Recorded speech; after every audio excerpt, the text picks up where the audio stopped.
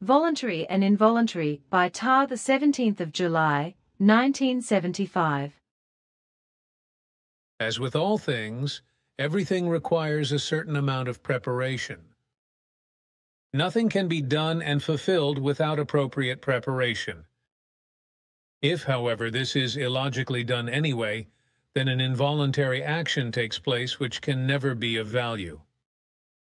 An indiscriminate act is tantamount to illogicalness and imprudence.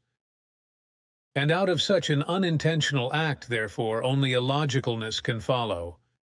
If, for example, the creation itself would act involuntarily, then there would be no laws and recommendations that would ensure the existence of all forms of life, etc.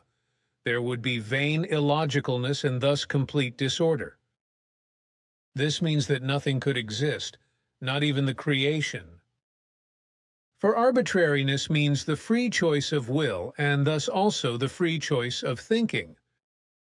An unarbitrary action, however, does not presuppose free will, but an action or a situation or something else which one does not consider, cannot consider, or which one does not want. An unarbitrary action presupposes that no thinking force determines or can determine an action. This means that an action takes place involuntarily, or without consideration and without consistency, which can or must always lead to negative effects and events. Such involuntary actions, however, are only capable by life forms that have not yet recognized the logical logic of their course of events. In other words, this means that such thinking life forms in conscious forms still have very minimal values and have no control over their thought form and power. Thus they are also able to act unarbitrarily, without prior consideration, without prior corresponding thought work. They have simply not yet learned to really think. If this were also the case with the creation, then nothing would exist, because through illogicalness in this form, everything is destroyed before it is even created. A positive arbitrary act or process means, in contrast to unarbitrary action, real life. This means that an arbitrary action presupposes a rational thought, which is able to determine the consistency of an action. This means that the existence of an action is consistently secured. This in turn means that the logical nature of the action is logical. Arbitrariness is logic and thoughtfulness and secures the existence of the action. Thus it is clear from the logic of creation itself that it is therefore arbitrary, deliberate, and acts logically, and thus secures the existence of all life. Only where there is arbitrariness can the consistency of an action be determined and thus life be generated. Arbitrariness is therefore necessary in all things, including the search for and dissemination of truth and knowledge. In order to make a truth comprehensible, therefore, a path to understanding must first be created through arbitrariness. Here, arbitrariness means the means of communication between ignorance and understanding, and between ignorance and knowledge. Through arbitrariness, which in this form embodies the pure process of reflection and thought, the rational mind is stimulated to work and slowly led to knowledge.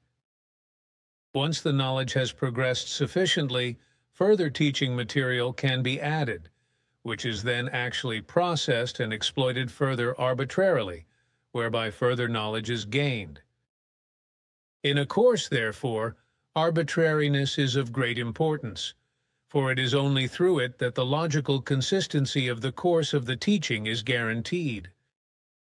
Never, however, can a teaching be imparted in its deepest knowledge at the beginning of the teaching.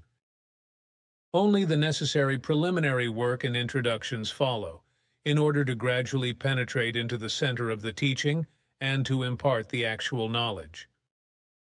This process cannot be reversed, because this would mean an involuntary act whose consistency in the course of action would lead to catastrophe. Take the example of one of the vocational teachings, as they are customary on earth.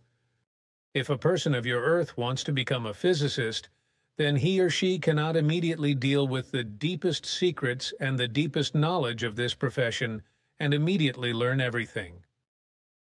First, they must laboriously enter into the preliminary work and slowly learn everything from scratch.